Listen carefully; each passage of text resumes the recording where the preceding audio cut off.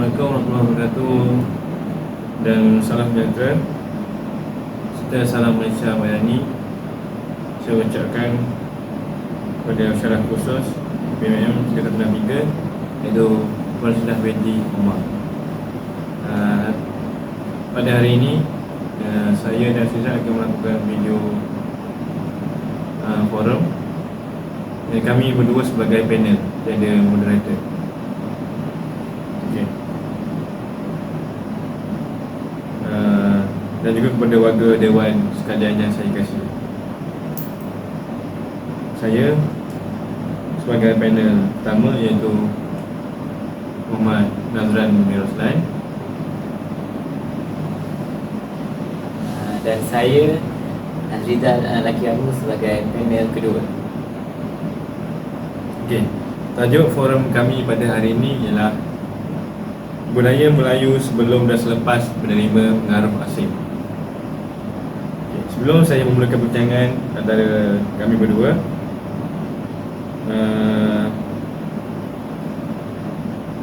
izinkan saya untuk mengupas sedikit tentang tajuk forum ini. Seperti yang kita fahami tentang kata budaya berasal daripada bahasa Latin dan dalam bahasa Inggeris yang berbunyi culture.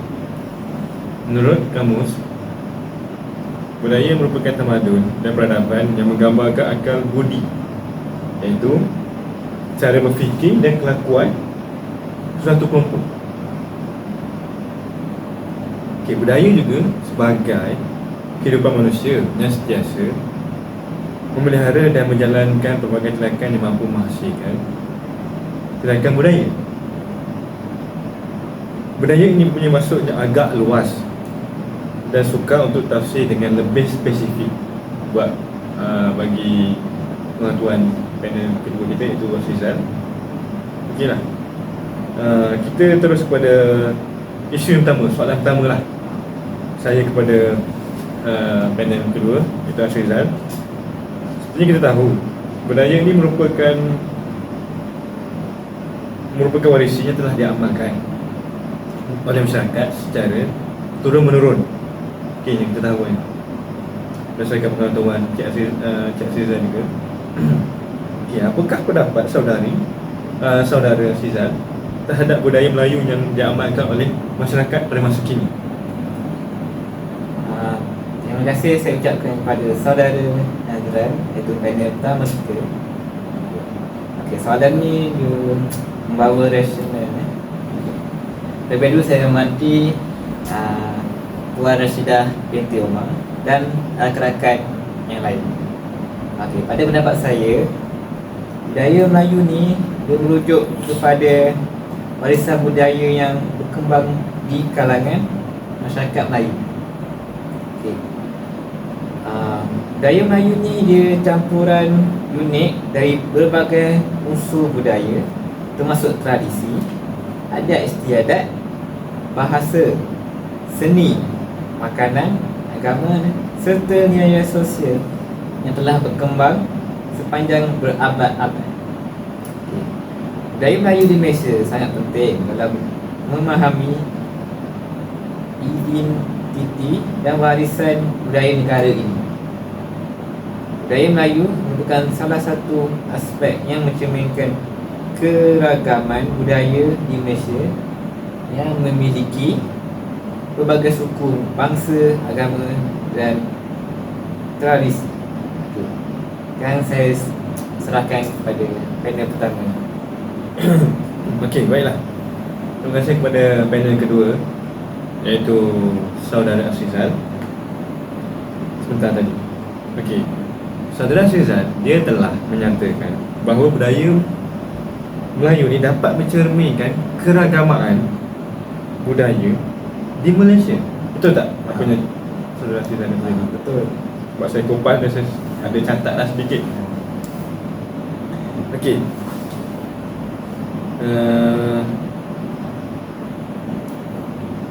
Lepas tu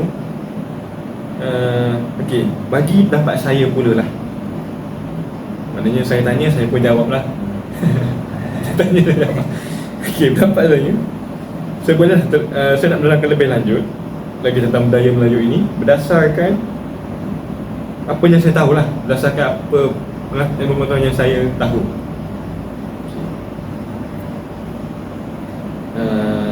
Okey, saya dapat lihat, ni bagi pendapat saya lah, saya dapat lihat budaya di tanah Melayu ni sebelum timbulnya buih-buih budaya asing di tanah Melayu ini.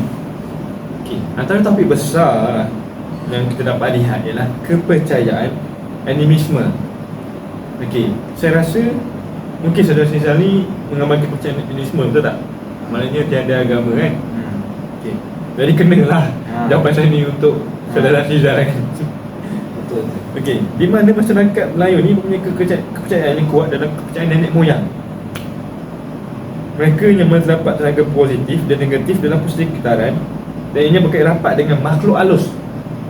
Yalah, macam kita tahu bomoh ke pawang, jin-jin tu lah, makhluk halus tu yang berpengaruhi kepercayaan mereka ini sebelum kedatangan agama tanah Melayu ini. Okey, sehinggalah hal ini berubah semasa kedatangan Islam ke tanah Melayu, semasa zaman Kesultanan Melayu Melaka yang kita belajar dahulu di sejarah Tingkatan 4 dan 5 kan.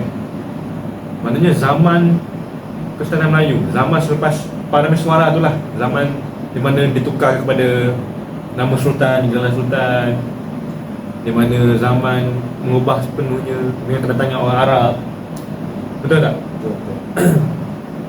Okey. Jadi yang saya dapat berikan contoh ataupun saya dapat nilai jugalah,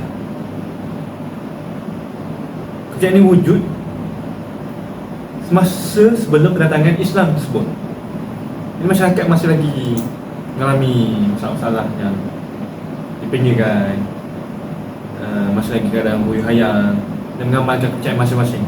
Sebenarnya itu macam orang Arab dulu lah, dia ada zaman jahiliah je, zaman di mana tidak mengamalkan Islam tersebut lah. Jadi itu saja kepada saya, pendapat saya.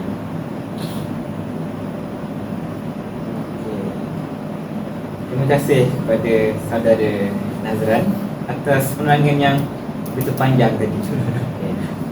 Okey, berbalik kepada budaya. Budaya ni dia mencerminkan cara individu atau kelompok manusia berinteraksi dan berkomunikasi dengan persekitaran antara satu sama lain. Budaya Melayu juga merupakan entiti dinamis yang sentiasa berubah dan berkembang mengikut arus masa, dan ia mudah dipengaruhi oleh isu asing seperti sosio-budaya, sosio-ekonomi dan sosio-politik luaran. Okey, menurut Zainal 2013, dia pernah berkata bahawa budaya mengalami perubahan mengikut masa dan selama ia dipegang dan dipertahan, nama itulah menjadi peraturan undang-undang dan cara perlakuan. Okey, kembali kepada topik forum kita, budaya Melayu sebelum dan selepas dunia pengaruh asing. Saudara Nazran, mohon saudara memberi penjelasan tentang perubahan dalam budaya Melayu sebelum dan selepas pengaruh asing dari segi sosio-budaya. Okey, baiklah. Selepas berdua-dua soalan diberikan dan kita berdua melakukan perbincangan, jadi apa kata kalau awak tanya saya dan saya akan tanya soalan terbalik kepada awak nanti sebab kita melakukan perbincangan kan. Okey, terima kasih kepada saudara Azizah atas persoalan yang diujarkan. Soalan yang agak bagus lah. Okey, saudara dan saudari sekalian, serta kepada pesyarah kami. Okey, sosio budaya ni adalah istilah yang melibatkan hubungan kompleks antara aspek sosial dan budaya dalam masyarakat. Istilah ini digunakan untuk menggambarkan bagaimana nilai-nilai dan praktik budaya mempengaruhi dan juga dipengaruhi oleh struktur sosial. Yang pertama, struktur sosial tersebut. Yang kedua, hubungan antara individu, hubungan antara manusia sama manusia, lembaga sosial, dan proses sosial tersebut dalam suatu komunitas ataupun masyarakat. Komunitas ni macam komuniti setempat lah, seperti yang kita tahu kan. Okay, sosial budaya ni mengandungi beberapa aspek. Contohnya seperti bahasa kita bercakap, percakapan kita, pemakaian, baju kita pakai, makanan tradisi kita, adat istiadat, iaitu budaya adat istiadat tersebut dan sebagainya, dan juga yang lain-lain lah yang kita tahu. Okey, kita balik kepada soalan yang diujarkan tadi. Sebelum menerima pengaruh asing tersebut, kepercayaan ini semua ni diwujudkan dalam masyarakat Melayu. Masyarakat Melayu ni mempercayai bahawa roh alam, roh alam tersebut, nenek moyang dan elemen-elemen lainnya. Contohnya, ini semua ni tradisi daripada dulu lagi, kepercayaan daripada dulu lagi, yang sebelum kedatangan orang Arab, kedatangan Islam tersebut. Okey, seperti ritual-ritual keagamaan, seperti persembahan kepada roh-roh tersebut. Bayangkan dulu sebelum kedatangan Islam ni, mengamalkan benda-benda yang tidak baik lah, ataupun bahasa kampungnya membuat perkara yang sia-sia, koksir. Okey, adalah bahagian yang penting pada roh-roh ni dalam kehidupan mereka dahulu.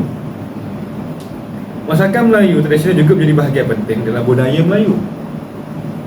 Hidangan-hidangan seperti nasi lemak, sama sekarang saudara Sizal, nasi lemak, lemak merupakan makanan tradisional yang masih popular hingga sekarang.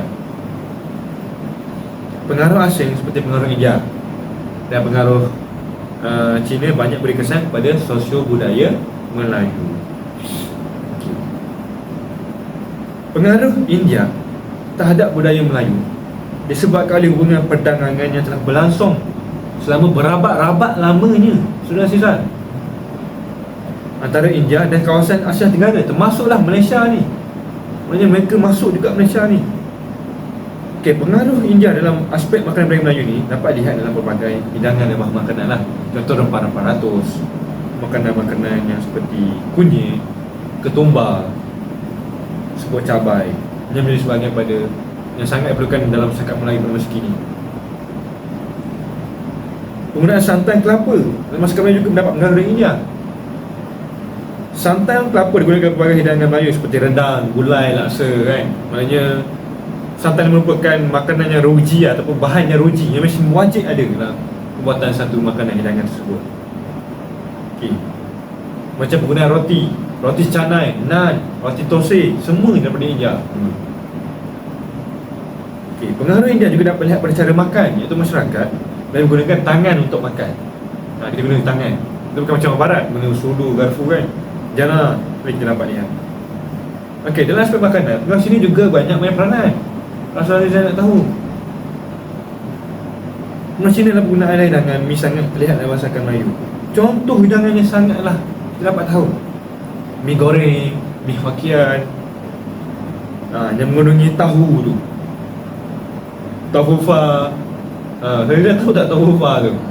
Pernah makan tak? Benar-benar. Okey.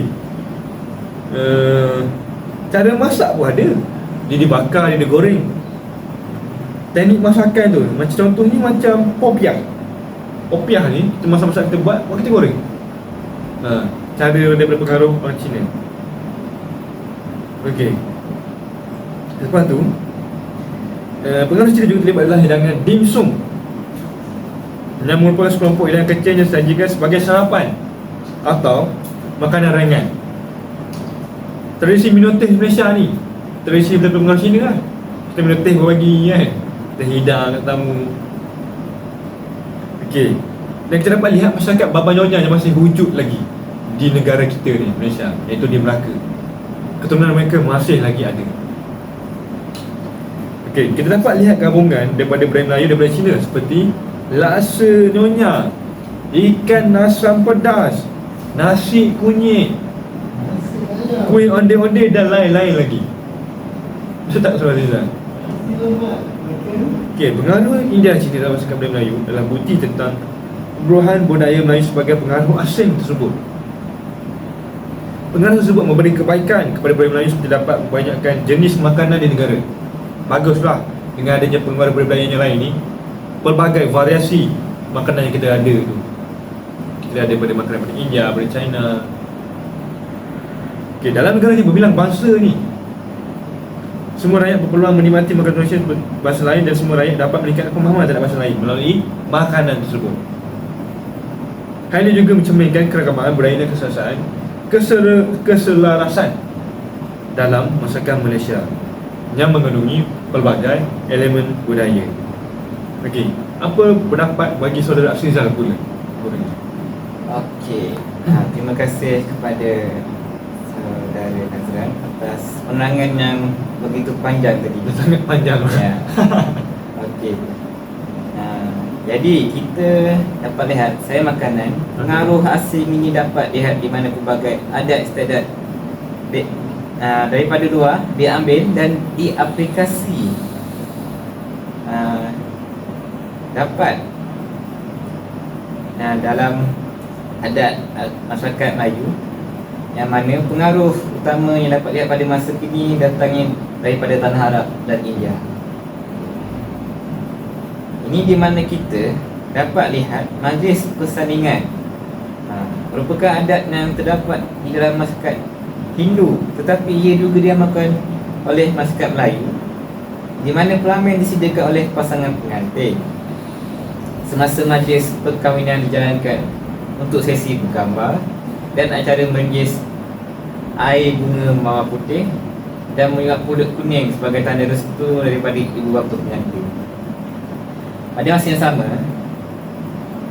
masyarakat Melayu juga turut mengamalkan adat berinai dalam majlis perkahwinan, yang mana ianya dilihat seperti budaya daripada tanah Arab, tetapi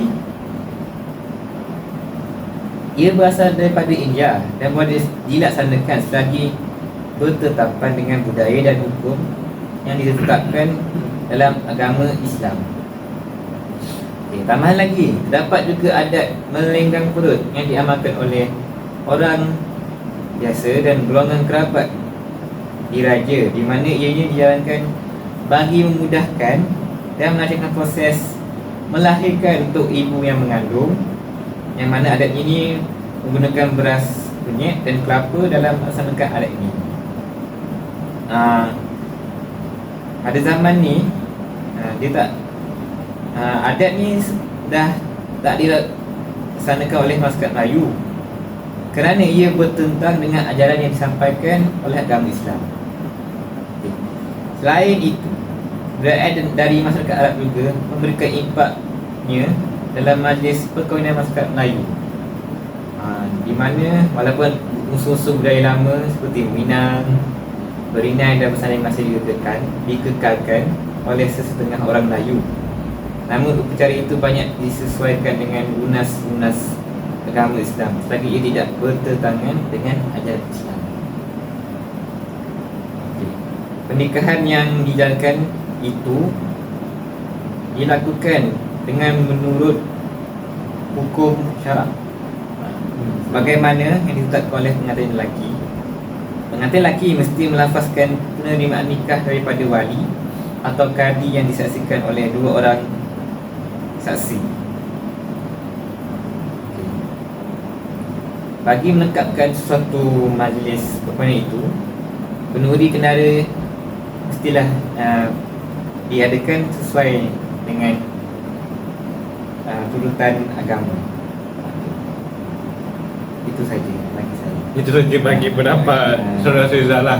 Bagi pendapat saya. Walaupun nampak macam ringkas, tapi agak panjang penerangan tersebut.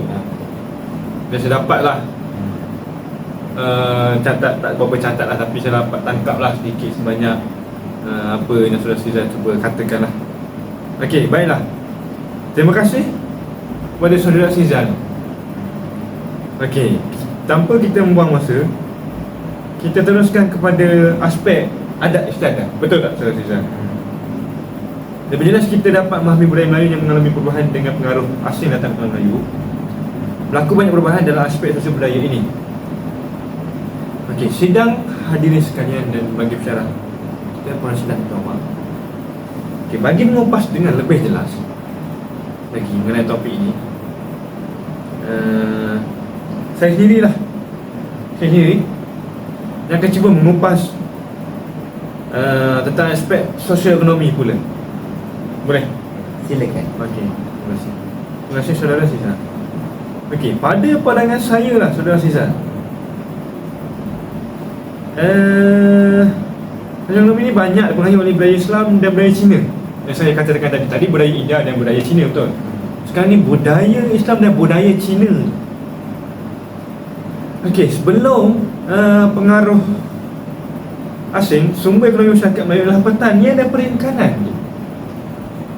Dulu masyarakat kita bercocok tanam, jaga kebun ke apa kan. Okey, diorang akan hidup makan dengan apa yang mereka tanam, apa yang mereka kerjakan. Okey, masyarakat Melayu tradisional bergantung pada pertanian kerana sebagai sumber kewangan utama mereka tersebutlah. Mereka menanam padi dan lada serta menangkap ikan dan hasil laut lainnya. Perdagangan lokal yang berfokus pada aktiviti perdagangan dengan komuniti tenaga berlaku. Kawasan perdagangan seperti pasar desa dan pelbagai kecil menjadi penting dalam perdagangan tersebut.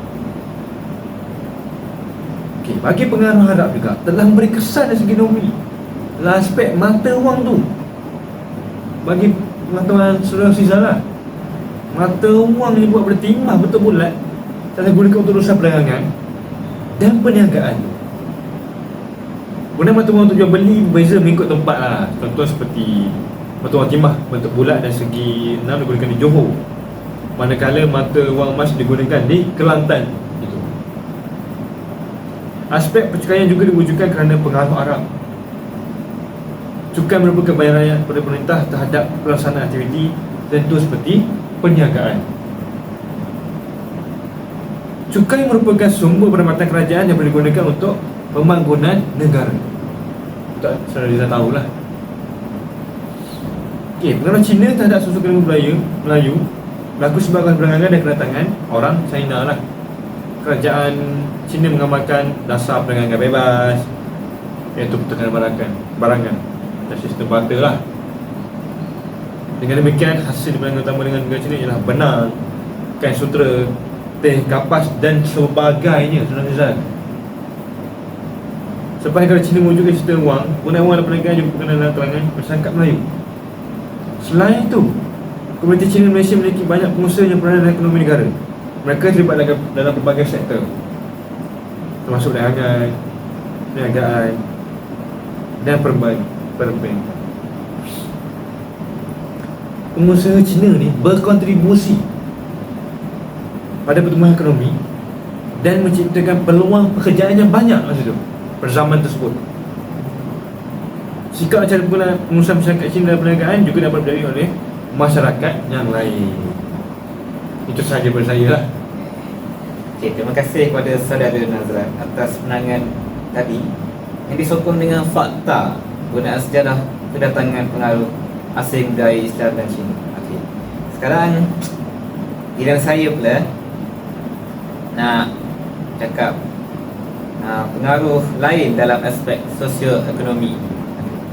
Pengaruh asing seperti Barat juga memberi kesan dalam pembangunan ekonomi. Pada abad ke-19, untuk pengetahuan saudara Nazran, sistem gaji digunakan. Yes. Selepas kedatangan Barat, terdapat kemasukan imigrasi India dengan sebilangan besar kerana masyarakat tempatan tidak suka dan tidak mengamalkan sistem gaji. Okay. Lepas akan mengamalkan sistem gaji pada orang India pada masa yang panjang, secara tidak langsung masyarakat lain juga mengamalkan sistem tersebut dalam perniagaan dan perdagangan. Okay. Seterusnya, pengaruh Arab juga dapat dilihat dari segi ekonomi. Sistem riba diharamkan dan mewajibkan zakat. Oleh sebab pengaruh Arab, Baitul Mal ditubuhkan untuk mengagihkan zakat. Iman adalah teras dalam segala urusan, termasuk jual beli, manakala muamalat secara Islam diamalkan untuk menghapuskan perkara haram dalam perniagaan. Justru pengaruh asing seperti Islam, Cina Barat telah memberi kesan terhadap sosioekonomi Melayu dan mewujudkan cara yang sesuai untuk negara tersebut. Pengaruh-pengaruh asing terhadap sosioekonomi memberi kebaikan kepada negara kerana dapat mencari kaedah ekonomi yang paling sesuai melalui cara negara lain. Dengan itu, pembangunan ekonomi negara dapat dimajukan. Okey, terima kasih banyak saudara Syizal atas penerangan tersebut. Seram sejuk saya bila berdiskusi dengan panel yang hebat seperti saudara Syizal ni. Dia cerdik pandai dalam bidang ini. Kerana segala perkara yang dia nyatakan berdasarkan fakta yang sangat sahih lah. Betul-betul saudara Syizal membuat kajian betul-betul lah dalam ni. Okey, baiklah, kita teruskan lagi. Izinkan saya untuk mengupas secara kita berkisah mengenai budaya Melayu dengan oleh pengaruh asing dalam aspek sosiopolitik pula.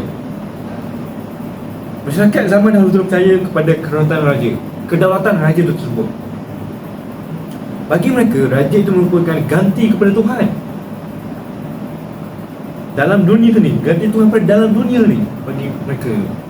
Namun pengaruh asing datang ke Melayu dan berlaku banyak perubahan dalam aspek sosiopolitik tersebut.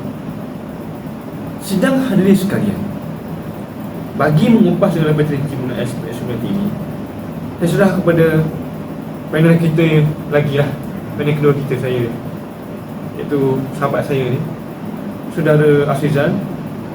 Segala hormatnya dipersilakan. Okey. Menarik pertanyaan yang diberikan oleh saudara Nazran ni. Okay, dari aspek sosiopolitik dulu, kita dapat lihat, ia dapat dilihat daripada pentadbiran feudalisme yang diamalkan oleh Kesultanan Melayu Melaka, yang mana dikuasai oleh raja dan diikuti oleh sistem pembesar yang diketuai oleh pembesar empat. Pembesar ini dia ada tugas penting di mana mereka melancarkan pentadbiran dan menyampaikan segala titah yang disampaikan oleh Sultan. Boleh dikatakan mereka ni sebagai orang bawahan Sultan. Okay, sistem ini bersifat mutlak dan perlu menuruti perintah Sultan, yang mana ia mempunyai konsep yang sama diamalkan oleh Kesultanan di tanah Melayu sebelum kedatangan Islam. Ianya di mana konsep dewa raja daripada pengaruh Hindu diamalkan, di mana terdapat pelbagai mitos yang disampaikan kepada rakyat jelata seperti raja itu lahir daripada muntah lembu putih, yang di mana menggambarkan derajat dan kemuliaan yang dimiliki oleh raja tersebut. Dari kedua-dua perbandingan ini kita dapat bahawa pemerintahan sosiopolitik dalam masyarakat Melayu ini mengalami perubahan dari semasa ke semasa, di mana pengaruh Islam itu datang dan mengubah pandangan masyarakat. Kesannya pada masa kini Sultan tidak dapat dilihat sebagai seorang individu yang mempunyai kuasa mistik atau sebagainya. Sebaliknya pula, pemimpin pada masa kini lihat sebagai penerus legasi kepimpinan dan bertanggungjawab dalam memartabatkan serta mempertahankan agama Islam di bumi ini. Okey, kakak ini situ saja saya punya pendapat. Okey, cantik dan padat penerangan daripada saudara Syizal untuk panel kedua kita. Okey, sebelum sesi perbincangan kita ini berakhir, saya apa kata kalau kita membuat rumusan, kita berdua membuat rumusan teringkas berkaitan dengan kita punya tajuk pada hari ini. Kita mula dengan sebulan bagi panel pertama, itu saya lah. Kemudian diikuti dengan sebulan panel kedua, iaitu saudara Syizal. Persilakan. Okey, terima kasih. Okey, terima kasih saudara Syizal. Saya tidak petah juga bicara tadi kan. Saya pun agak rasa macam trigger lah, fragile sikit kan. Agak petah. Okey, secara kesimpulannya, budaya Melayu ni banyak dipengaruhi oleh negara luar. Pengaruh asing seperti Arab yang saya kata tadi, China, India dan lain-lain lagi. Dapat dilihat dalam sosio-budaya, sosio-ekonomi dan sosio-politik budaya Melayu di Malaysia. Okey, pengaruh asing ni dapat dia memberikan kesan dalam pelbagai aspek. Selain makanan dan adat-adat dikemukakan. Asal seperti bahasa, pemakaian, kesenian dan sebagainya juga pengaruh budaya asing. Budaya Melayu di Malaysia selepas pengaruh asing mengalami perubahan dan evolusi yang mencerminkan integrasi unsur budaya asing dengan elemen-elemen budaya Melayu yang khas. Terima kasih saudara Nazran. Saja kesimpulan bertanya. Terima kasih. Okey. Bagi kesimpulan saya pula, dapat saya simpulkan bahawa aspek sosio-budaya, sosio-politik dan sosio-ekonomi ini merupakan aspek yang berubah dan bersifat dinamik mengikut peredaran zaman, di mana kita dapat lihat perubahan daripada sebelum dan selepas kedatangan Islam di tanah Melayu. Ini menyebabkan pelbagai perubahan positif serta negatif.